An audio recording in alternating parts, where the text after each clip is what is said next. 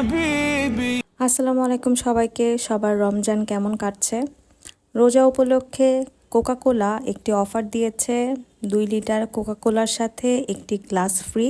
তো এই অফারটা আমিও নিয়ে নিলাম। গ্লাসটা বেশ ভালো লেগেছে আমার কাছে।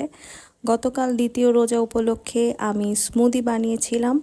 আমি ছবি পোস্ট করার পরে অনেকেই আমার কাছে রেসিপি চেয়েছেন, তো আমি কমেন্টে দিয়ে দিয়েছি। তো স্মুদিটা আমি এই গিফট পাওয়া গ্লাসেই ঢেলে নিলাম। বেশ ভালো ছিল এবং দেখতেও সুন্দর লাগছিল। গতকালকের ইফতার হিসেবে আমি একদম ব্যালেন্স এবং হেলদি একটি ইফতারের আয়োজন করেছি। গতকাল কোনো ভাজা পোড়া রাখিনি, আমি লাল আটার রুটি বানিয়ে নিয়েছিলাম।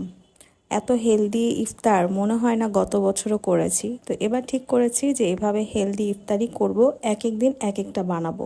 ভাজা পোড়াও থাকবে, কারণ হঠাৎ করে ভাজা পোড়া একদম বন্ধ করতে পারবো না। ইফতারি হিসেবে ভাজা পোড়া একটা দুইটা আইটেম রাখাই লাগে। তো পেঁয়াজটা স্কিপ করেছি, যেটা কখনো স্কিপ করা হয় না। আর স্মুদিটা রেখেছি, ট্যাং বানাইনি। রোজার সময় আকাশটা এত সুন্দর লাগছিল, মাগরিবের ঠিক পরপর এত সুন্দর লাগছিল, মাশাআল্লাহ, আলহামদুলিল্লাহ।